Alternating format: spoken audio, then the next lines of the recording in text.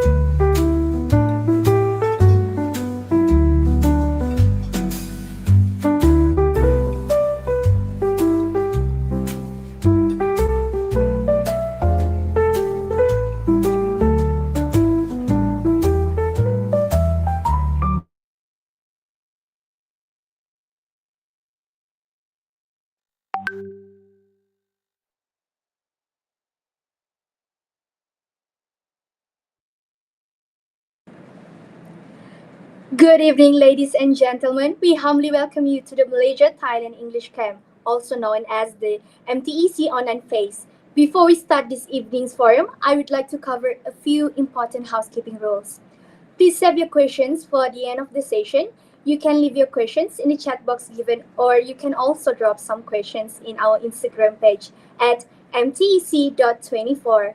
Kindly ensure that your mic is off throughout the duration of the session. We also encourage you to turn on your cameras for this session. Thank you for your cooperation and attention.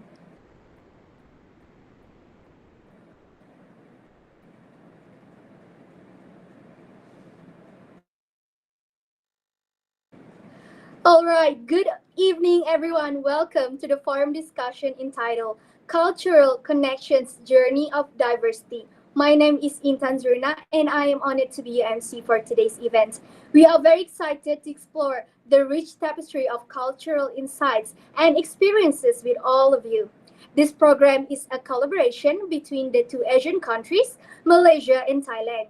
University Pendidikan Sultan Idris Malaysia and Fatoni University Thailand, and also National Sports University Thailand.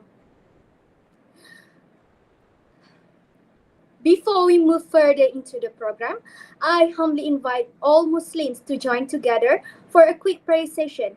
And to our non-Muslim audiences, kindly observe prayers to ensure that this program goes well. May our ceremony be blessed and eased by the Almighty.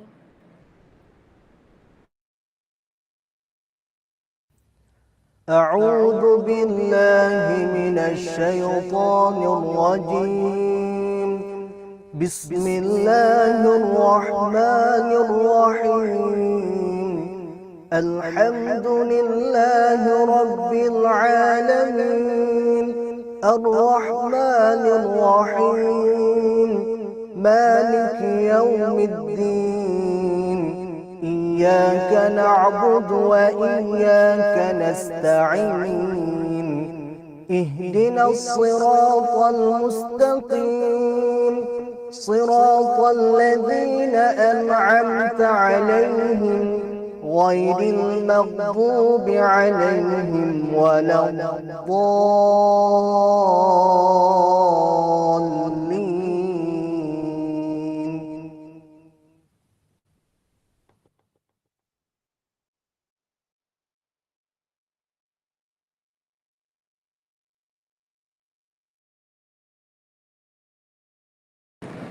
Amin, Amin, Ya Rabbal Alameen. Thank you, everyone, for the prayers.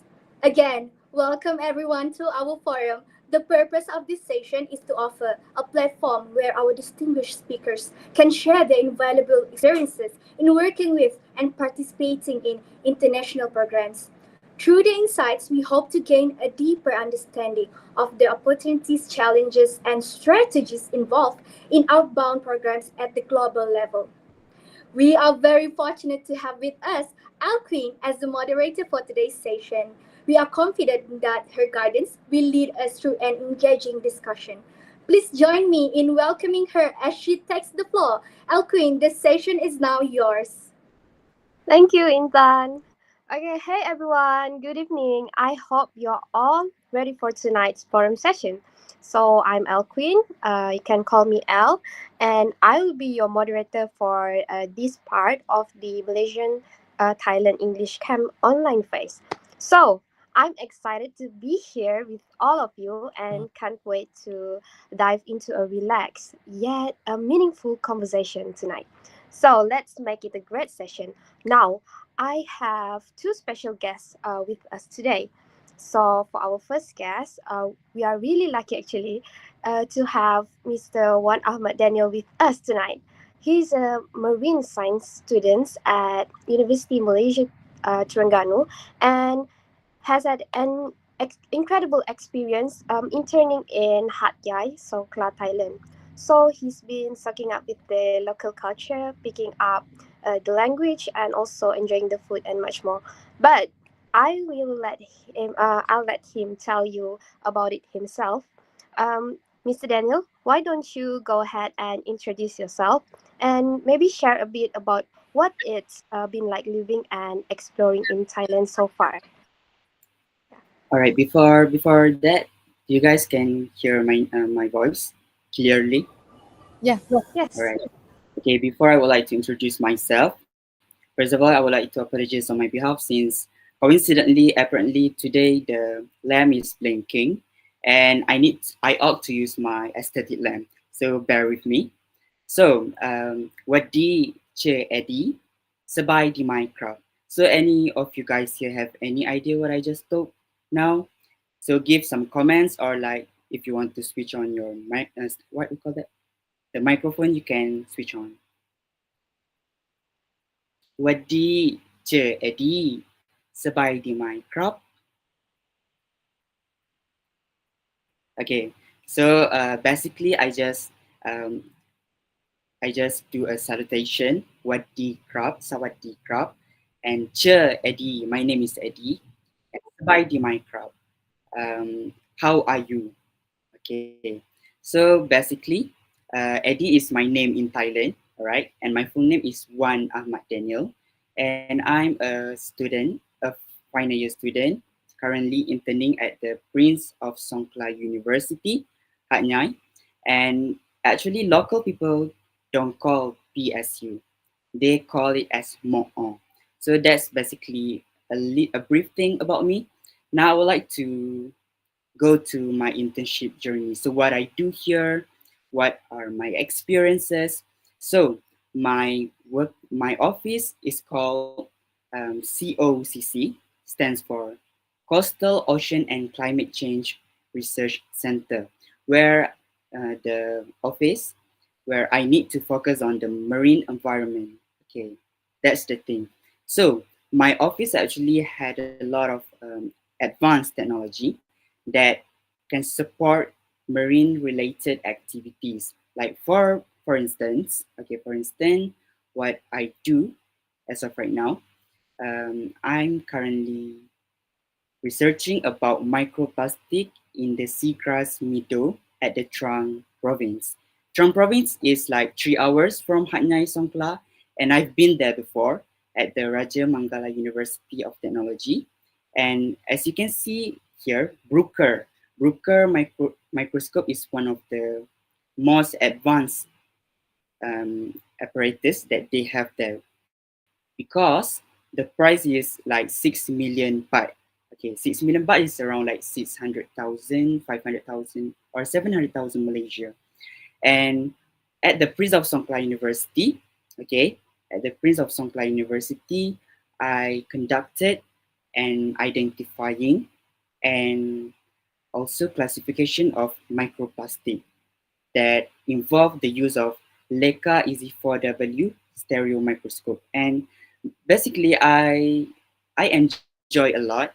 Beside doing my laboratory works and some assignment that my Ajarn is a professor or teacher in Thailand in Thai language. So my Ajarn Siripon uh, actually gave a lot of assignment, okay, but at the same time you still have time to enjoy my time in Thailand. So this is the photo here is at the back of Prince of Songkla University, okay, with my internmates because only three of us are here right now, and the bottom left is my Ajarn Suripon project. Okay, so basically that is what I'm currently doing, and for and actually I just started my intern and only 1 month, but I catch up a lot with their cultures, with their languages, and to be honest, I love learning new things here. I love experiencing new things here. And okay, I don't want to like spoil the foreign questions yet, but it is worth to enjoy, to experience living or studying in abroad. Even though like Thailand is very near to Malaysia, you can still get the experience of living abroad. Okay, that is all. Okay. Thank you so much for sharing that. Eddie, can I call you that? Okay. It sounds like you had a fantastic experience so far. Okay. Now, moving on with me, I have Nurul Umi. She's one of our panel members that will be joining me for today's session. So, Umi is a TESOL student at University Pendidikan Sultan Idris and happens to be in the same batch as me. So, we are very lucky to have someone like her here also. She also had some amazing experience traveling and exploring different cultures. So I'm sure that she has plenty of story to share. Umi, could you tell us a bit about yourself and what your cultural adventures has been like? Sure. So first of all, am I audible? Clear? Yeah. All right, great. Hi everyone. Hi, hello. So thank you so much for joining us for this sharing session, Eddie. We really appreciate your presence here. So hi guys, my name is Nur Umi, but feel free to call me Umi. I'm one of the committee members for this Malaysia-Thailand English Camp, MTEC, and I'm so excited to be here with all of you to share some things. So, just a little bit about me. I have been extremely fortunate, alhamdulillah, to participate in a lot of programs, a range of outbound programs from Japan with Asia Kakehashi Project and to Hawaii through YCD program and also London with Pemata Pintar program, also a volunteer program in Bali, Indonesia. I also had the opportunity to spend a semester in Colorado, United States last year as an OPSI Global Buddies Global Ambassador for an exchange program. So each of these experience has taught me something extremely unique, and I've gathered some interesting insight and stories along the way. I'm really looking forward to contribute to our conversation today and also sharing some of the tea with all of you. Okay, thank you so much, Umi. That's some wonderful introduction. So it sounds like you also had some incredible experience so far. I'm sure the audience is also eager to hear more from you. So let us jump right into our first question for today. So, Eddie, I'm aware that you have been living in Thailand for quite some time, right? So, like, based on your experience living in Thailand, what are like some unique culture practice or like superstitions that visitors should be aware of?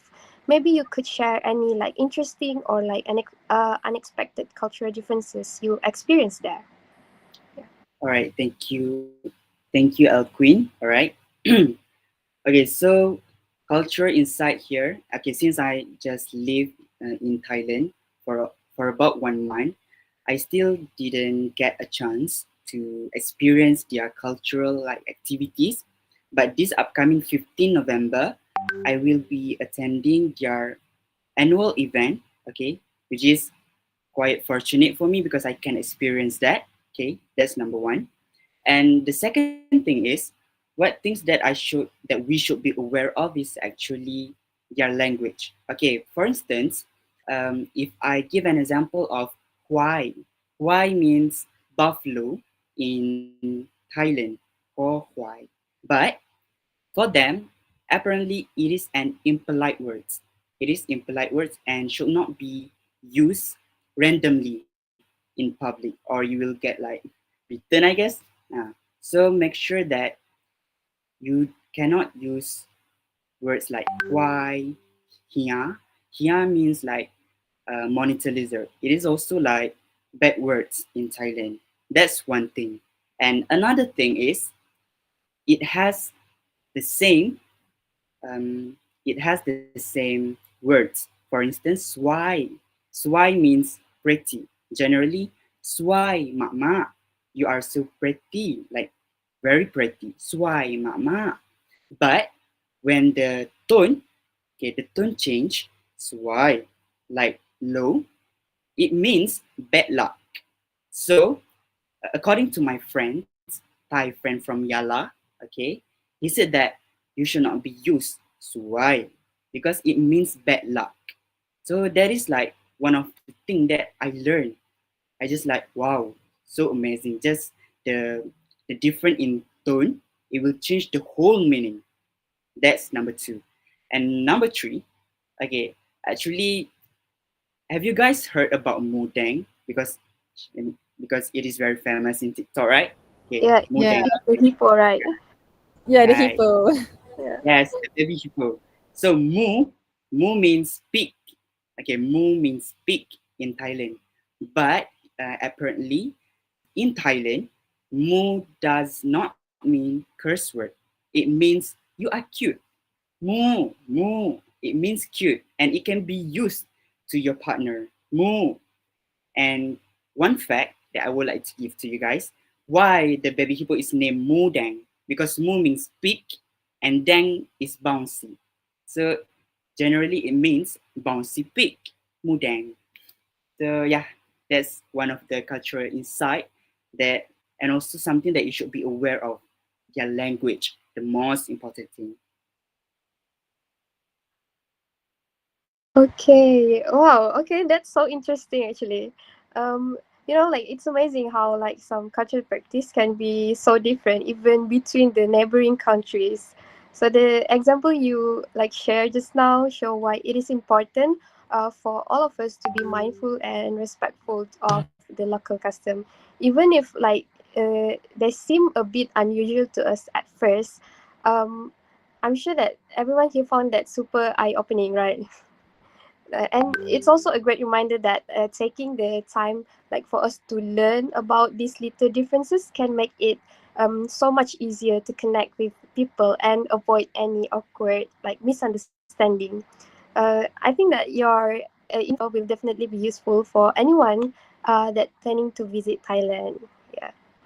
Okay. Now we move on to the next question. So um, there's many people are excited to visit Thailand. So, like, what are some do's and don'ts that you would advise visitors to follow to ensure that they will show respect and to avoid misunderstanding?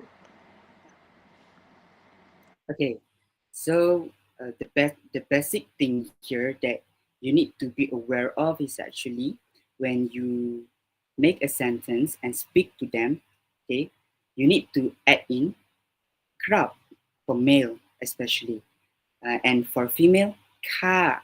Like for instance, from chop kin cow crab, or for instance, if you want to ask someone, ni tau rai crab, so it means that you are polite towards someone older or towards anyone that are Thai people.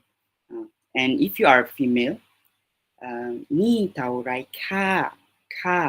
Okay, ni tau rai ka.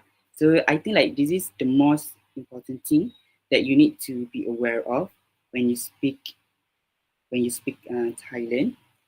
Crab and also ka. For instance, me as a guy, pom, I, which means I. And then for female, chan.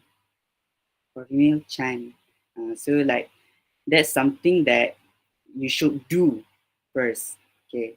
And thing that you should not do, okay, in Thai community is basically deleting the word crab and also car unless they are your friends.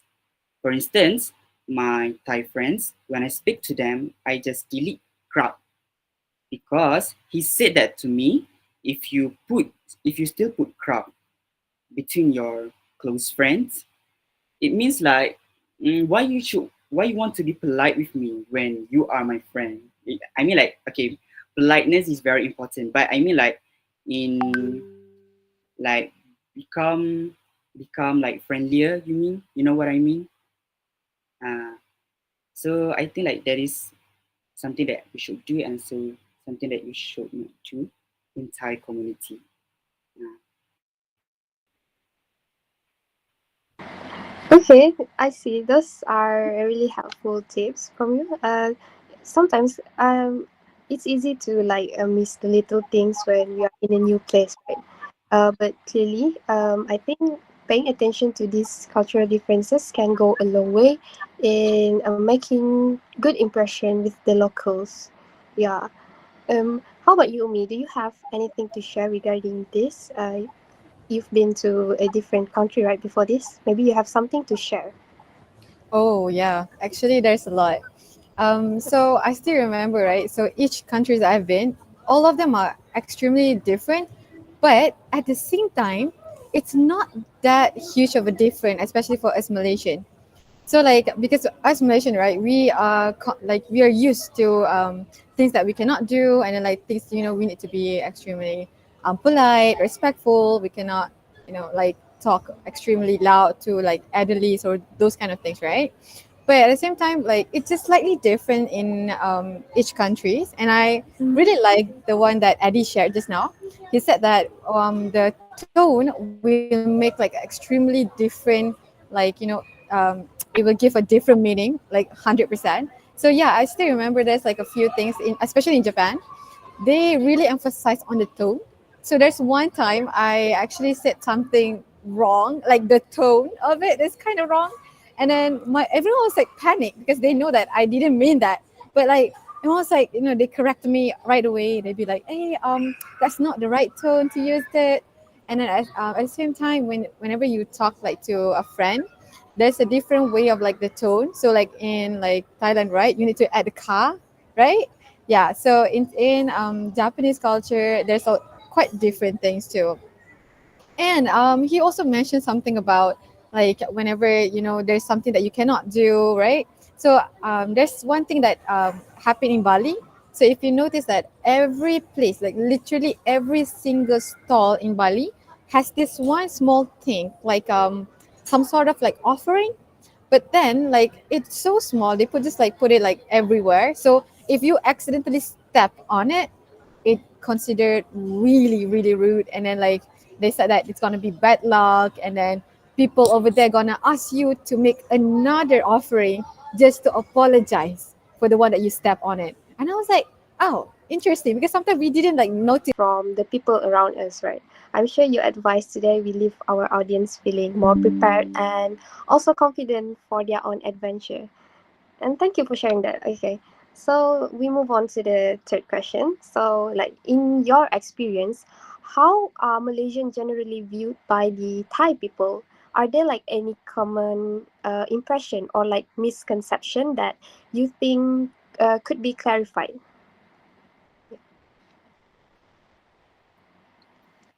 All right, for that questions, actually, most of Thai actually look up to Malaysians.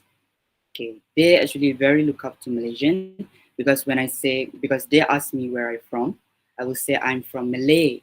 They don't call Malaysia. They just, oh, are you from Malay? Malay. Okay, so it means I'm from Malaysia. And actually, they really look up to our people. And the fact that this is from my teacher, my Thai teacher, she said that before this, okay, before this, Malaysian really discriminate Thailand people that came to Malaysia, that comes to Malaysia. But then, when the eventually the time has passed and everything, we started to accept them, and they also like very happy when Malaysians go to their country because actually we are the source of their money apparently, okay. And since the major economy for them is actually tourism, and most of tourists are from Malaysia. And yeah, that's the thing that I can share with you. Okay. Okay, that's interesting. Okay, it's it's always like eye-opening to find out that how we are seen by people from other countries, and it's also great to hear about the positive impression of them. Um, and it's just as valuable to learn about like any misunderstanding that might be out there. So, um, Umi, you maybe have something to add into this, or maybe you have like experience in another countries about that, how people there view us. All right. So yeah, of course. About that, right? Apparently, Malaysians, we are highly respectable in another country, especially Japan, Indonesia, and of course Thailand. Like people, because we are like community where we value, we have like adab, right? So that is extremely important, especially when you were traveling abroad, because we we are being trained to be respectful to older people, and then we tend to speak more kindly, and then the way that we always address people is always very respectful in respectable manners. And yeah, I think Malaysians are, we are not people really respect us in a way that, because we respect them too, so respect goes both ways, right? But then I have an experience when I was traveling to United States. So obviously I'm being the same version of me, and Americans are extremely shocked. They were like, "Why you're so nice?" And then I was like, "What do you mean by nice? I feel like everyone's supposed to, talk in a respectable manners." And they were like, "No, no, no, no. The way that you say something, the way that you act are extremely respectable, and then it makes people, really look up to you." And I was like, "Oh, I see. Interesting. That's why I don't know if you know this, but." A lot of people really prefer the Malaysian Airlines because of the staff, because the hospitality that we provide to the tourists, right? So they really like Malaysians in general, and also Japanese people. They really love Malaysians. That every time we visit their country as just as a tourist, they really like. "Oh, you're from Malaysia. I love Malaysia," and then they will relate to Tone M, because that's the only thing they know about Malaysia. So they'll be like, "Yeah, from Dr. Mahathir. I know him." And I was like, "Yeah, yeah." But yeah, Malaysia now apparently being respected in other countries too. Okay, thank you so much, Umi. That's some interesting info from you. So let's move on to the next one. So Ellie, living and studying. Are you living there, working or studying in Thailand? Yes. Um, okay. So it can be a unique experience, right? So what are some of the biggest cultural adjustment you had to make, and what advice would you offer to those planning to live, maybe live for a long time in the region? All right. So the biggest thing on my first week when I arrive in Thailand is adapting. Okay, because of course the language barrier. Because when I arrive here, I have zero knowledge on how to speak Thailand. The only thing is Sawadee Krap and also Kopun Krap. That's all. That's all. But then after 1 week, I arrive here, adapting myself. I can understand because I have someone which is a staff for my work at my working at my office. She's the one who guided me a lot. Okay, she's the one who guided me a lot in speaking, in understanding, and also on how to respect their culture.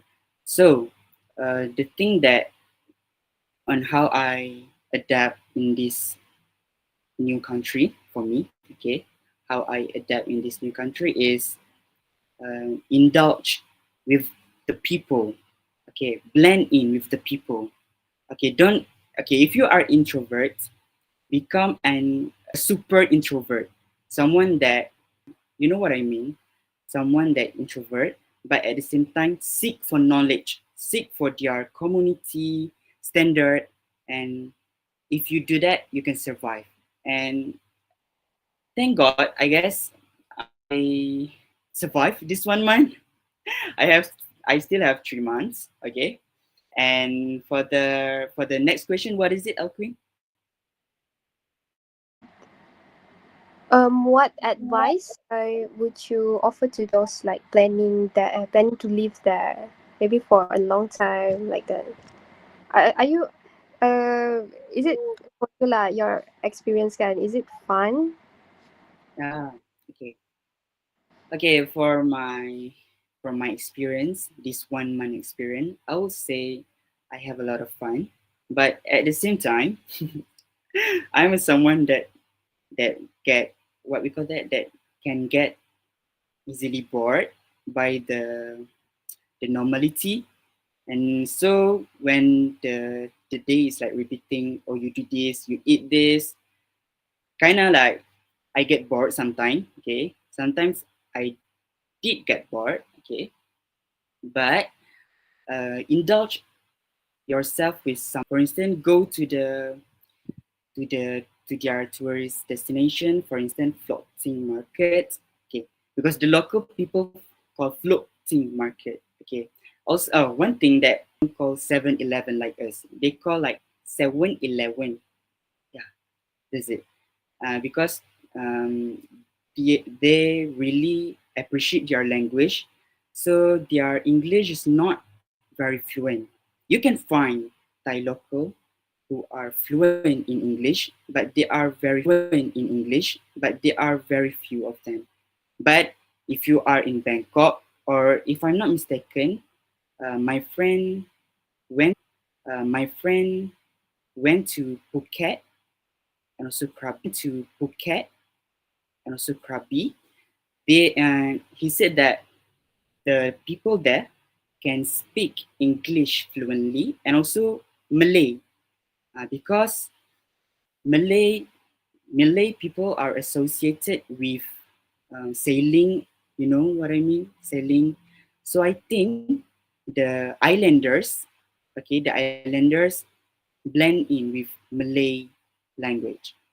So tips that I would like to share if you want to live here or study here for a long time.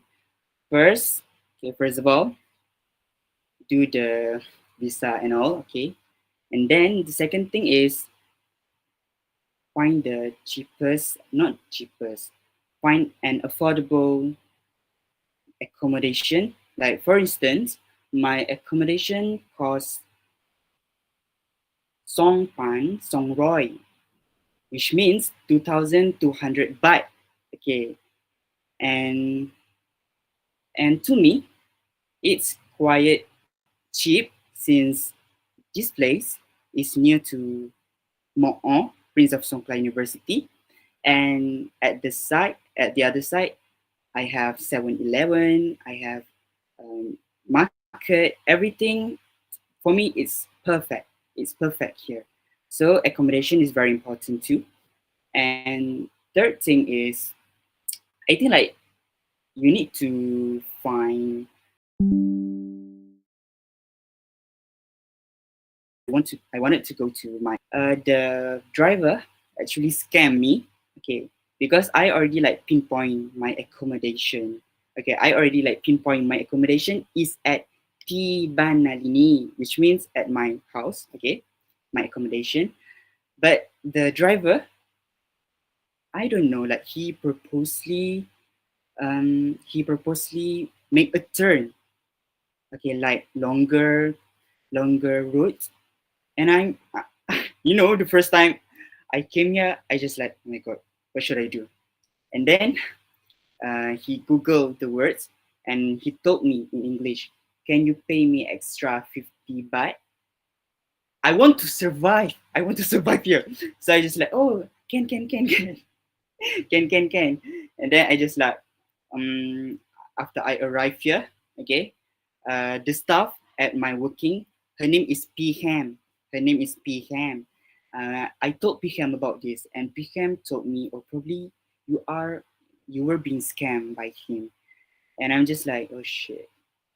Sure, I said okay. And then I just like, it's okay. I won't use Maxim anymore. You can use Maxim, but with your friends. If you're alone, I highly suggest you to grab to what we call that to take a grab, you know, okay, because I think like grab is much safer compared to Maxim here. Okay, so so yeah, that's some advice that I would like to give to you. Choose grab instead of Maxim. Don't be scammed by just like me. Okay, that was so interesting actually. So the Maxim don't have the like fixed rate, or they can adjust it.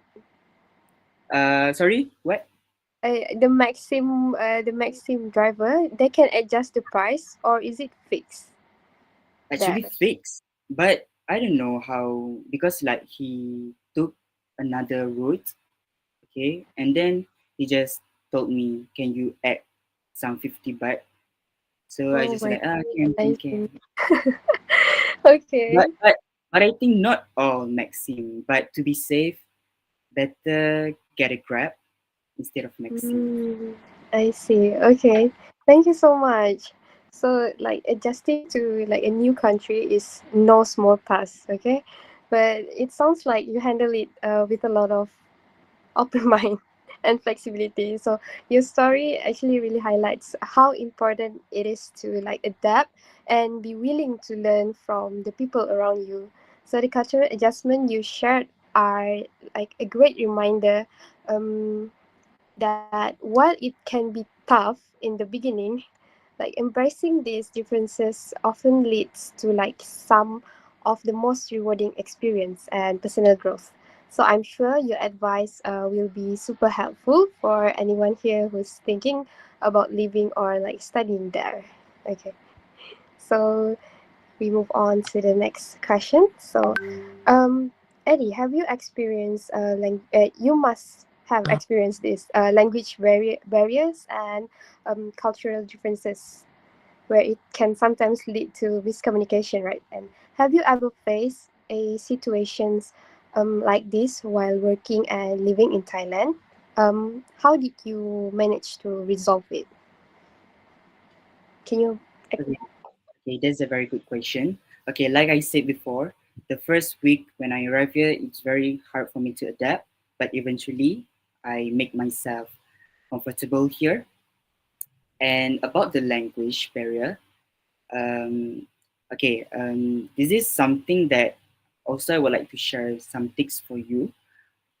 Because in Hat Nyai, Songkla, at Mo'o, apparently a lot of people actually can speak Malay because majority of the students here are from Yala, Naratiwat, and also Patani, which is the southern Thailand.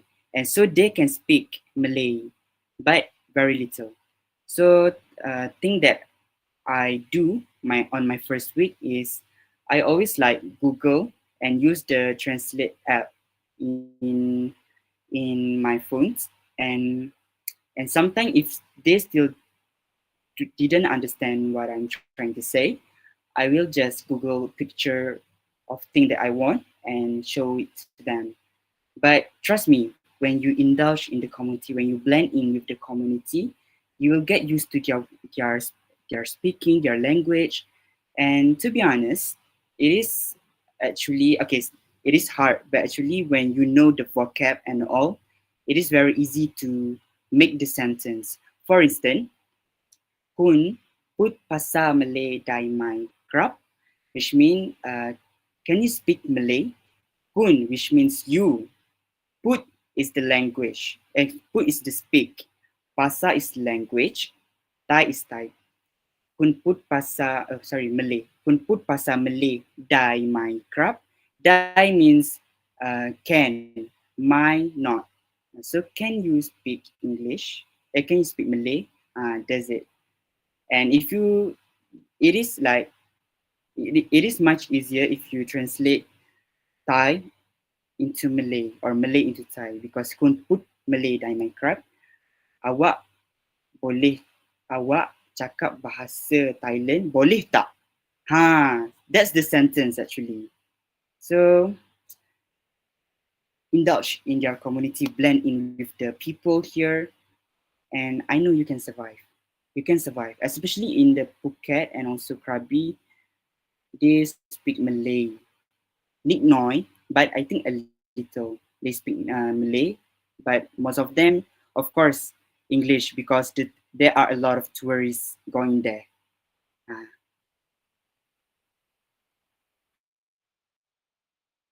Okay, thank you so much. That's actually interesting to hear.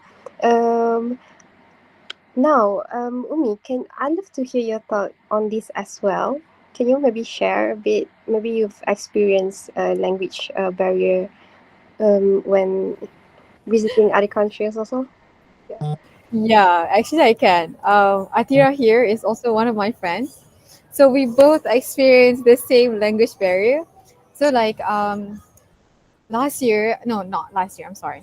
on like in 2029, we both are chosen to represent Malaysia to Japan, and like we both like being like given a host family and like host school, and like to live there for 6 months. And both of us doesn't really have a very strong basic in Japanese language. And I was like, before I went there, I tried to like my best, prep myself. I learned so much. Like I did like notes like exactly like how I study for biology. I did that, and apparently, real life and what you study are extremely different, right? And I mean, it's part of the experience. So things happen, and even though I prepare myself so much with the language and I study really hard, I am still not able to speak like you know to the other Japanese people. However, it takes time, so everything takes time, right? And with me and my host family, like there's like peribahasa where people say like you're talking like a duck and a chicken. So like both are like making their own sound, but at the same time, like we kind of both understand each other, right? So when you are hungry, you can just say like you do some like body language saying that you are hungry, and then like the other person is gonna understand you. So that's how me and my host mother communicate for like the first 1 month of my stay in Japan. And yeah, I mean, slowly I learned some of the Japanese words. Like it's not really like you learn it, it's like you need to like experience it to actually know how to communicate like the native over there. So yeah, I think things take time, but at the end of the day, we are still human. So despite we are having a language barrier, right, we are still able to communicate to each other through heart. So like, do your body language, and there's also Google Translate if you want, because that's how me and my host that communicate too. We put like a Google in the middle of the table, and then like my host that say something, and then like we gotta wait for like 10 seconds, and I'm gonna say something back, and then like he gotta wait for 10 seconds. So that's how we survived the 6 months of living in Japan. I was hosted in an international school, so luckily all of my friends are able to speak in English quite well. But one of my friends here, Atira, we have Atira here. She was hosted in quite a village school. So in her school, like there's not a lot of people who can communicate in English. So she like learned Japanese language like a lot, and then I believe that she already received her N5 level of Japanese. So me, I failed. So yeah, it pros and cons. So we gotta prepare for both. Thank you so much. Thank you for both of you sharing. So it's actually really reassuring to hear how both of you dealt with the miscommunication by staying patient and thinking creatively, right? So misunderstanding happens like to everyone when we are in a new culture, especially. And I think that both of your approach really show how important it is to stay calm and find other ways to connect. I think that it is also like a good reminder of the value of like empathy and being open to understanding other people, even when it's like tough. So I think that both of your story just goes to show that even with the challenges you guys face, this situation can lead to like a stronger connection and a deeper appreciation of each other cultures. Right? Okay, so we move on to the next questions. So when you're meeting new people in Thailand, right?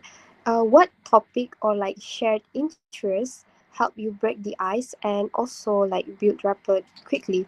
Are there like any universal conversation starter or anything that work well despite the cultural differences? Yeah.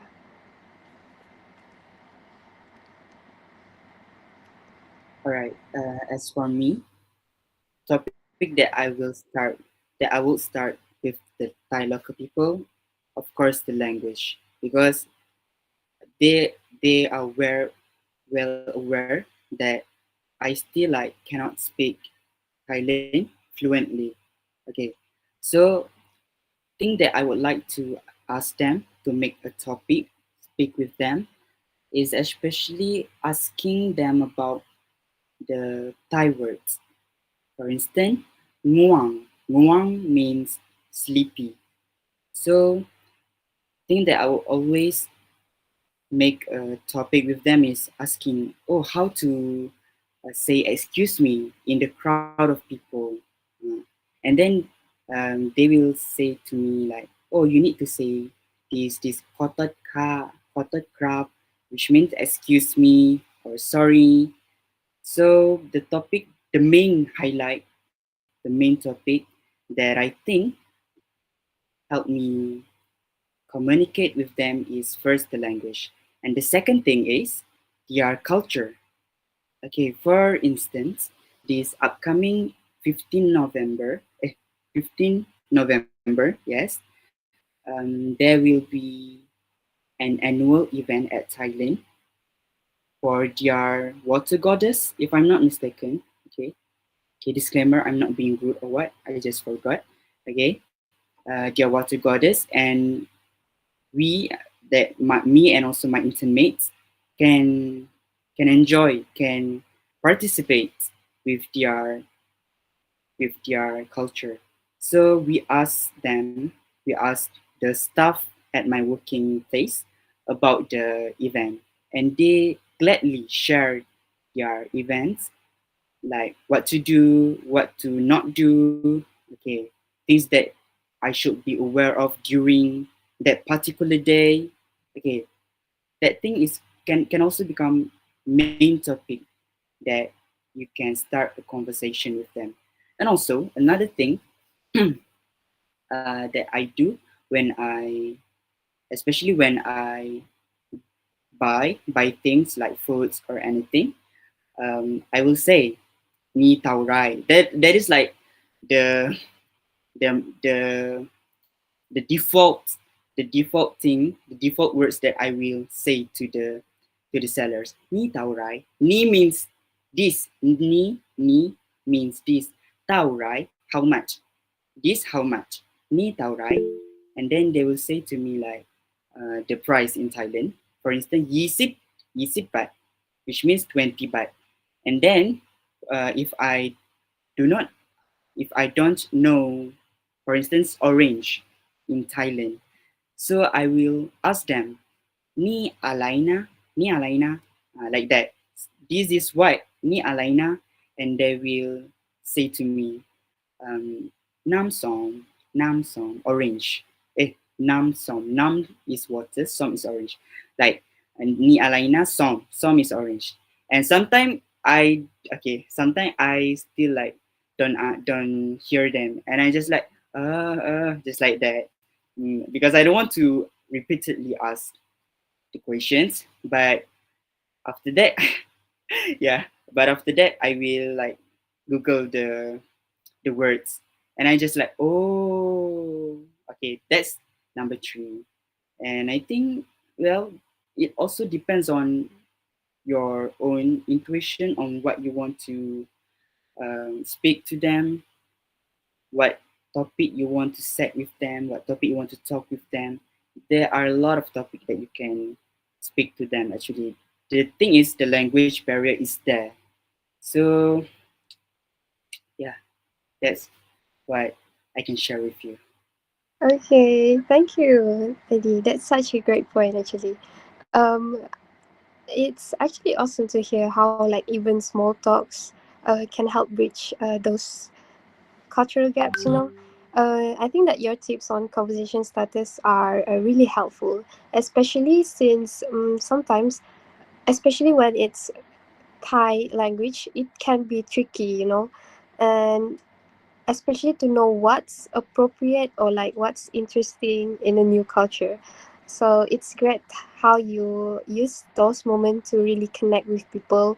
I'm sure everyone here can take away some like of the tips and idea on how to build rapport when meeting new people, whether like whether when they are traveling or just making friends from a different background. Yeah.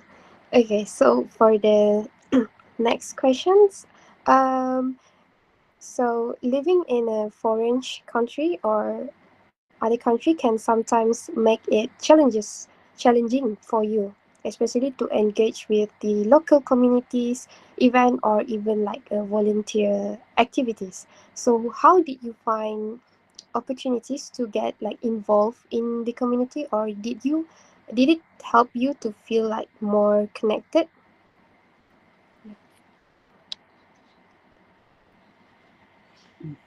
As for my case, I have a representative from Thailand that can speak English, all right? And she's the staff working at my office. And every update about the events, about the local activities, she will like update to all of us, to me and also my intimates. So, mm sorry, what's the questions again, Alquin? The question is, um, how how did you find like the opportunities to like get involved in the community? Yeah. All right. Okay, this is very important keyword. Be brave. Okay, you know what I mean? Be brave to try new things. Take the risk of doing new experience, doing new thing, because you will not be the same age, you will not have the same experience to get this opportunity. So the keyword here is be brave. Take the risk, and whatever the consequences are, just tempuh, just go in. Yeah. Be brave. That is my keyword to all of you. Be brave.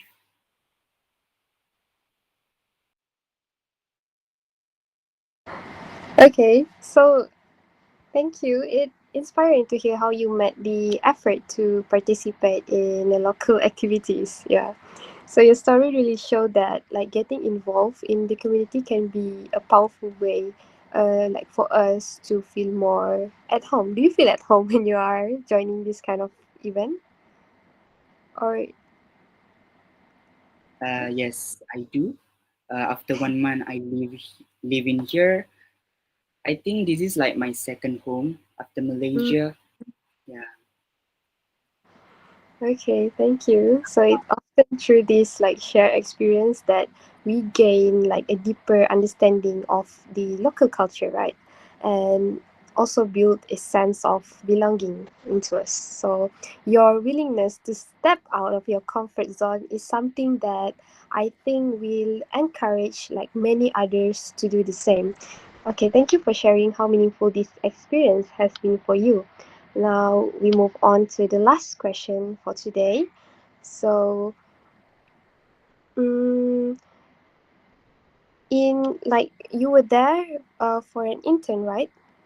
Like so, in a professional setting, what differences did you notice between like Thai and Malaysian ethic?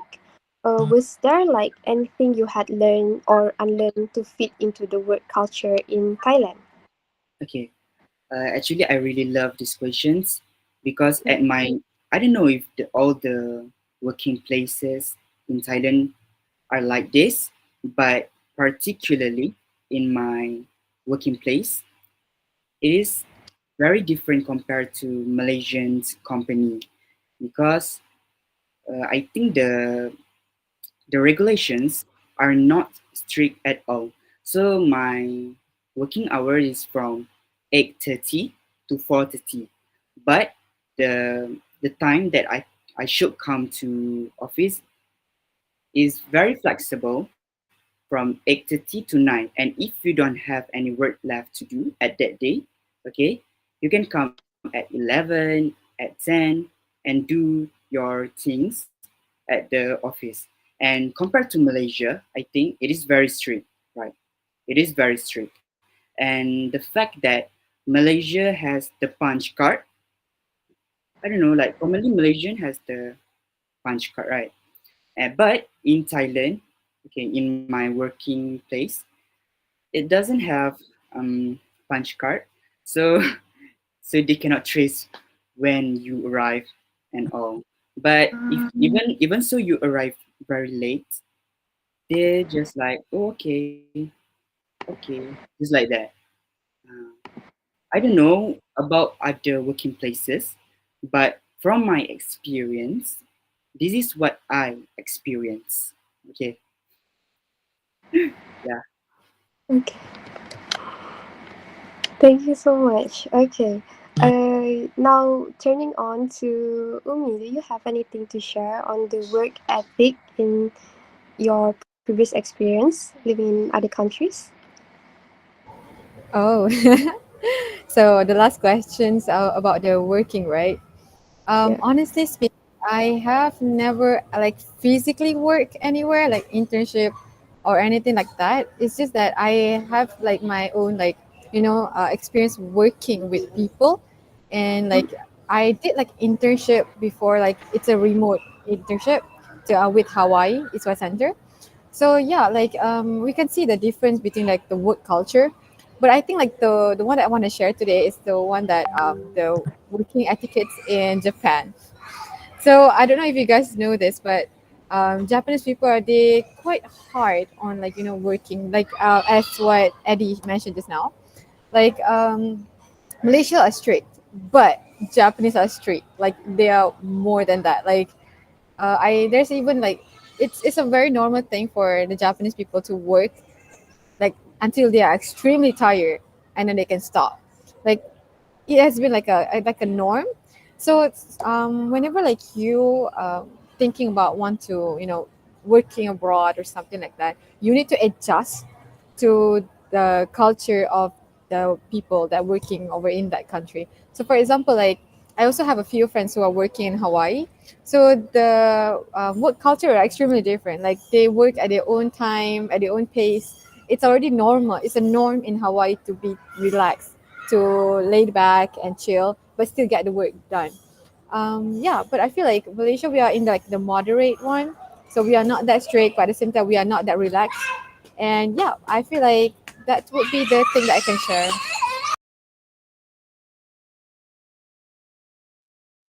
Okay, so thank you so much, both of you.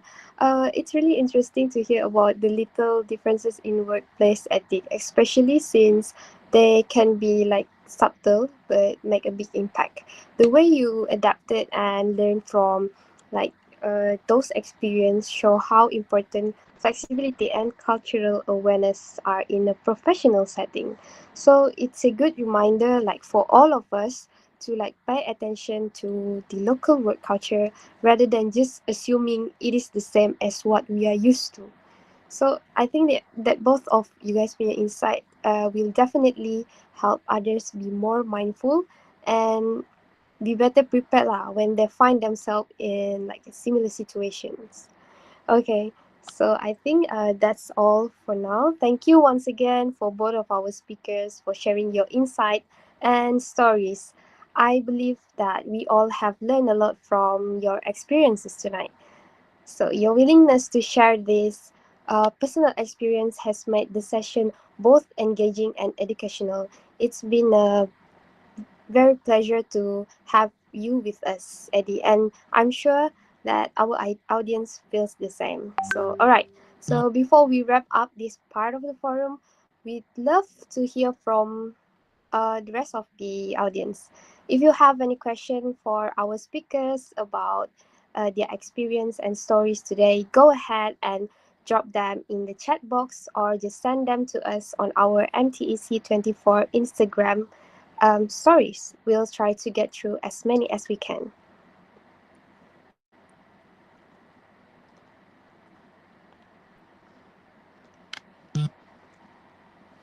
Okay, we have a question in the chat box from Gwendolyn. So, how do you deal with homesickness?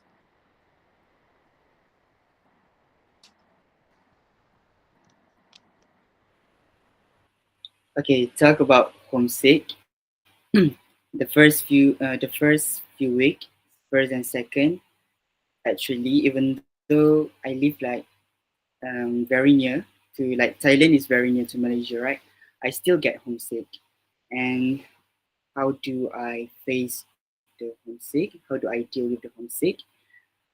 Update your family of what you're currently doing right now in Thailand. And when they are aware of what you do, your safetyness.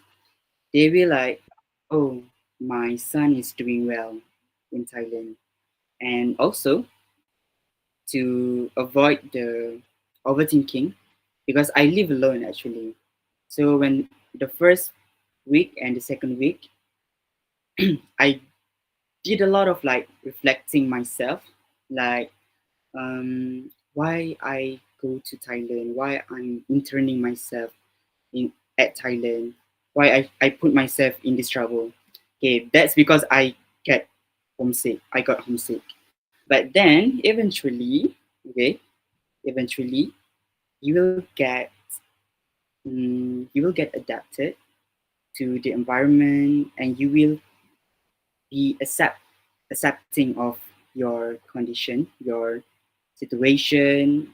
Just live in the moment, and just enjoy your your consciousness in Thailand. Yeah.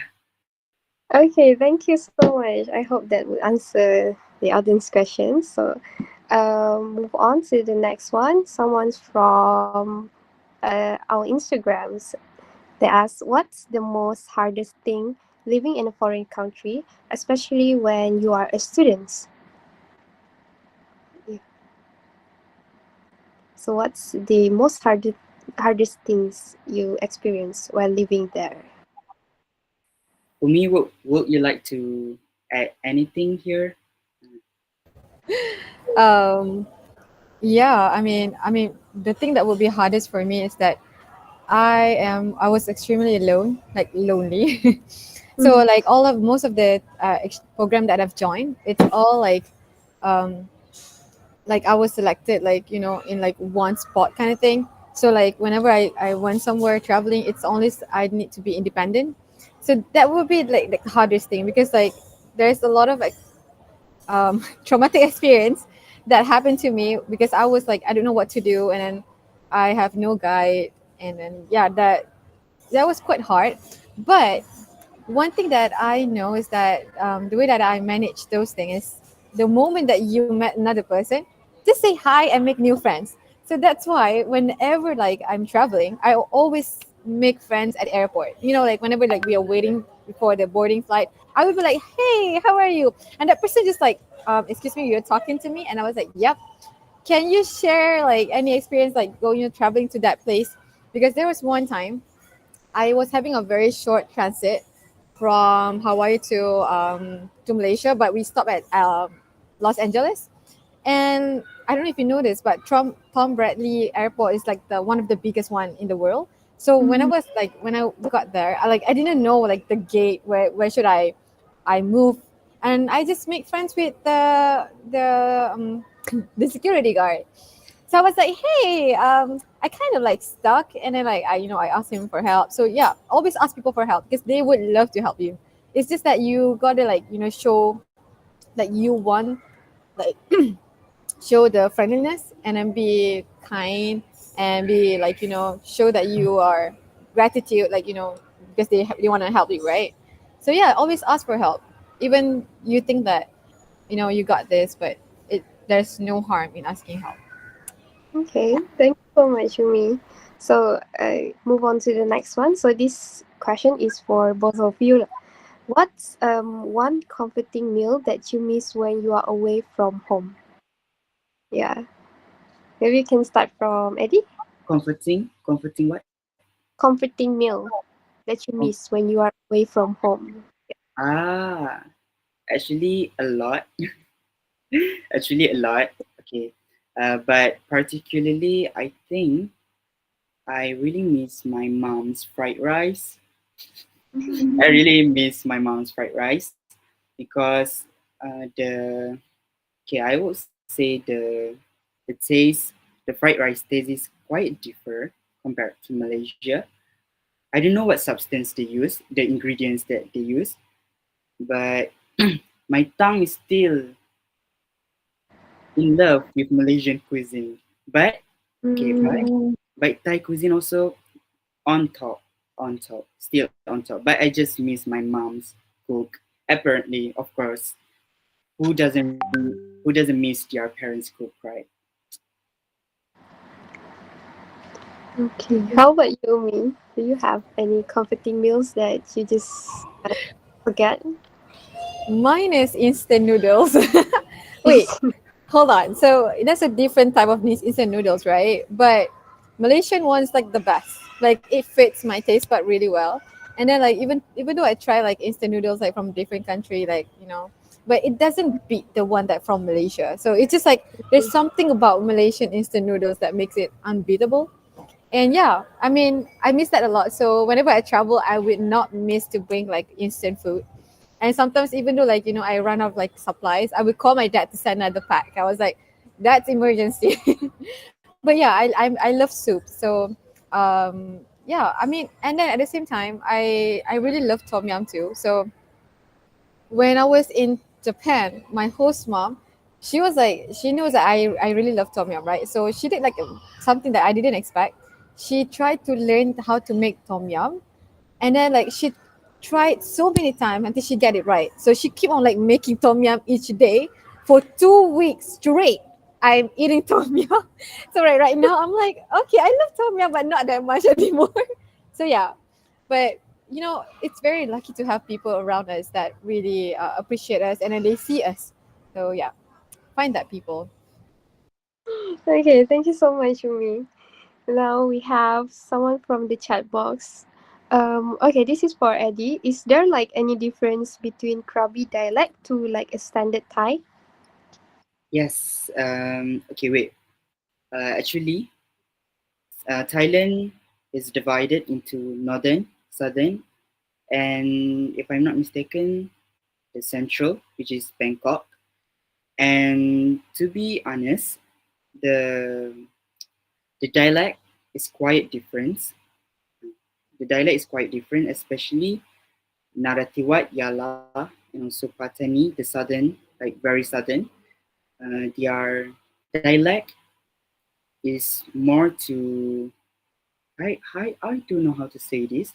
Okay, just like Kelantan dialect and also Kuala Lumpur dialect and Kuala Lumpur dialect. Kuala Lumpur um, language, standard bahasa Melayu. Yeah, that's what I mean. So yeah, so it's quite different, but slightly different. Okay, I see. So, oh yeah, I want to ask, like, when you are in Thailand, have you visited any like temples or anything? Okay, for now, still not yet because I'm still like busy with my working, with my Mm, work schedule and all. But me and also my intimate, we have a plan to go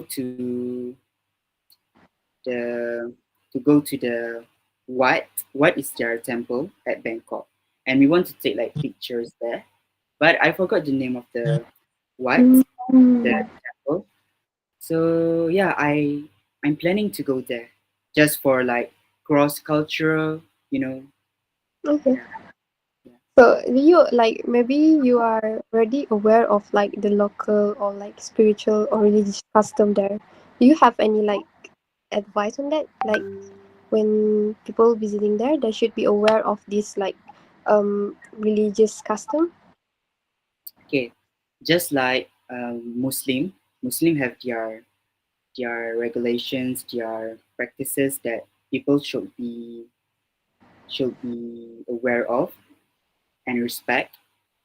Likewise, they have their regulation and also culture that we need to respect. And I think like since I haven't go there yet at the temple, so I still don't know the regulations there. But once I go there, if you want to contact me or anything, I think you can ask me in Instagram or I don't know how to contact me. Yeah, and one thing that I would like to say, this is very important. The currency in Thailand. Okay, apparently, um, when I before I arrive in Thailand, okay, I convert the money at the airport. Okay, that's it. So I have the money. But once you here, so how do you convert your money? So I think like if you want to go study or live in Thailand for a long time, you need to download this app called Wise, WISE, Wise, and you can change your money there. Actually, not only Thailand, we have like a lot of currency there. Uh, Yen, if I'm not mistaken. Yen is Japanese, right? Umi? Yeah. Ah, okay. Thailand baht, you can just like convert the money there. So you will get the digital card and all. So download the app Wise if you want to go here. I see. Is it better to use Wise or like Touch and Go? Which one have Okay, a better that's a very experience? good question. For Touch and Go, the rate the rate is slightly, not slightly, I think like moderately different from the Wise, because Wise, the weight rise, the, the rate of Wise always updating like the latest update. It will take the latest update. For instance, right now, since it is currently election in USA, okay, uh, the the money here, Thailand baht, is getting like lower. Okay, so one ringgit Malaysia is equal to 7.818, very high, which is very high. And that I saw yesterday, but I don't know right now how much is it. But Wise is much better than Touch and Go. But if you still want to use Touch and Go, still you can use it. Especially if you want to like scan at 7-Eleven. Yeah, you can use Touch and Go, but the rate is lower compared to Wise. Ah, I see. Okay, thank you so much. Okay, now we have a question from the chat box. Maybe both of you can answer this.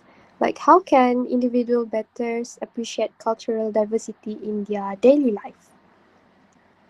Maybe Umi, can you share anything about this? Sorry, the culture diversity in daily life Yeah, how can individuals better like appreciate the cultural diversity? or culture diversity. Yeah. I think like personally for me, let me share something that is very interesting that I've never known before. So when I was in Hawaii and when I was in Colorado, there's like two different things that the culture there, because people say that United States doesn't have a culture, right? So that Mm. what like the mindset that I have, like United States, like we kind of know like their normal thing, like their culture, but like not like specific, like something they have unique. But apparently the one that I went, Hawaii and Colorado, they have like indigenous people over there, and they are very rich in culture and diversity in a way that I was like, there's a lot of things I don't know, like about Hakka, and then I learned about their like the meaning of like the true meaning of why they did something. Like sometimes they let's say the Hakka, they did it because like back in the days they need like they want to scare other people that coming to the island, and then like they are very deep story that why like they do something right now, because there's like something that happened back in the past. So when I learned that, I was like, I was extremely touched, and I feel like that's something that I value in my life. I kind of changed me as who like individual, because right now I am like no longer someone who just like take my ancestor like just like that.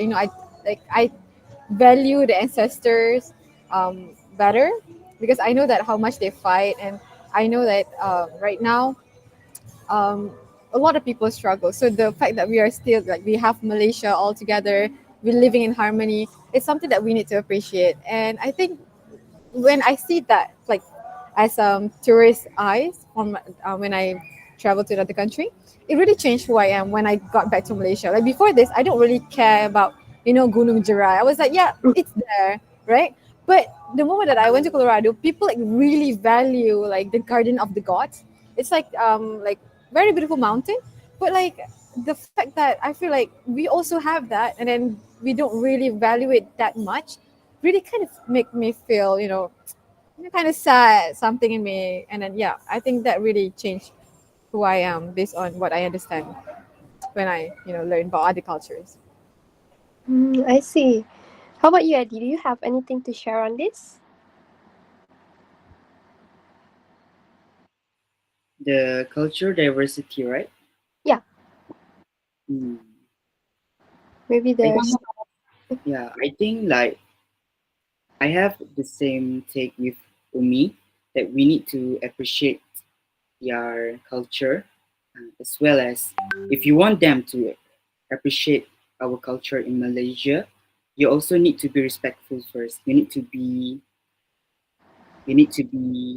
connected with their culture. So I think I have the same take as Umi. Okay, I see. Okay, now we move on to the next question. Okay, we have someone asking for Eddie. How did you blend in with the people for the very first time? Do, do you just be yourself or you just observe more? Okay, so this is a tip from my parents. So when I arrived at the airport, at Hatnyai Airport, the first thing that my mom said, okay, don't don't make yourself look nervous and all. Be calm. That is, be calm. And so what I did, I sat for a while. Okay, I sat for a while, took a deep breath, and then observe the people there. Observe where should I go next, what should I do. Okay, when you have the plan in your mind, you will become more systematic. All right. So make sure be calm and observe your surrounding. Because if you make yourself look nervous and all, actually it is an opportunity for bad people, okay, to take advantage on you. So make sure that be calm, observe your surrounding, and plan in your mind. Okay, next what I'm gonna do. Next what I'm gonna do. Okay, so that's my advice on how to adapt with the surrounding. Okay, thank you so much. Okay, now we have the last questions from Instagram. So, where do people here like to hang out with friends in their free time in Thailand? Okay, like yesterday. Okay, yesterday, master student actually um, invited us to their like dinner. So, of course, we would like to. Of course, me and also my intimate would would like to join them. Would love to join them, and although some of them cannot speak English very fluently or like cannot speak English at all, still like they make us included. Okay, so if someone asks you, make sure that someone is trustable. Okay, make sure that someone is trustable. Just join them. Just make sure that they feel like, oh, you are interested with my invitation. So when you do that, when you give the same energy to them, trust me, they will appreciate you. Especially another you are foreigner. You are a foreigner. So of course they would like to also actually they also would like to learn English from us. And some of them who are from Yala, Narathiwat, and also Patani. I have a friend from Yala, and he always like ask me, oh, what is this word in Malay? So I told him that. And also my relative here, okay, uh, like he also asked me, oh, how to say this word in English. So I taught them. So it's like a one to one, or what we call that, give and take. It's a give and take. You give what I want, I you give what I want, I take what I want. Basically, give and take. Yeah, basically, give and take is the most important in friendship or like building new connections. Okay, don't be like someone who always train yourself like one way communication. Uh, if the people invite you, just blend in. Try to blend in. Try to get out from your comfort zone. Okay, thank you so much for sharing that. It's really interesting. Okay. Okay, so big thanks to everyone who joined in for the Q&A sessions. You guys asked some really great questions actually, and I hope the answer gave you some useful insight. So at the end, Umi, thanks again for sharing your experience with us so openly. So your story have really helped us understand more about the cultural exchange and adapting to life in a new country. So as we wrap up, I just want to say how grateful I am to everyone here for your energy and participation tonight. Let's take what we've learned and keep appreciating the rich diversity of cultures around us. Okay, with that, I'll pass it back to our MC. Thanks again, and everyone, and enjoy the rest of the MTEC program.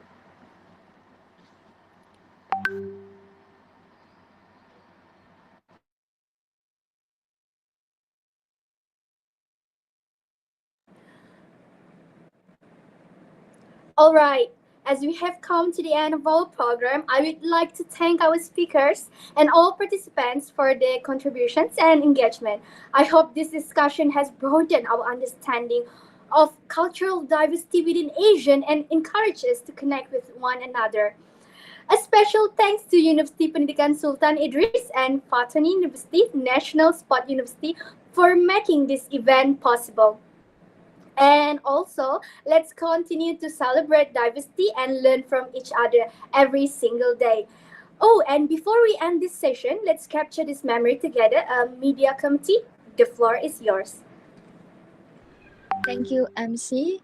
All right, so we are going to proceed with a photography session. But before that, for those of you who can switch on your camera, we would like to encourage you to switch on your camera, put on your best smile, and we are going to have a photography session soon.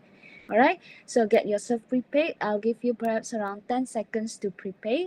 So counting down from now, 10, 9, 8, 7, 6, 5, 4, 3, 2, and 1. All right. But before that, okay, this is going to be a formal picture. So yeah, you guys can just smile naturally. Later we'll go for the freestyle. All right. All right. In 3, 2, 1. All right. Another one in 1, 2, 3. Okay, good. I saw a lot of smiles there. Now can we have a freestyle? Okay, in 1, 2, 3. Okay, I saw some balloons popping up. Okay, 3, 2, 1. All right, thank you. All right, ladies and gentlemen, once again, we would like to express our sincere gratitude for your presence and active engagement in today's program. It truly means a great deal to us. Your enthusiasm and encouragement have been a constant source of energy, and your participation has played a vital role in making our community both vibrant and successful. And before you leave, kindly take a moment to scan the QR code on the screen for your attendance. And once again, thank you for being here this evening. We wish you all the best. Take care and stay inspired.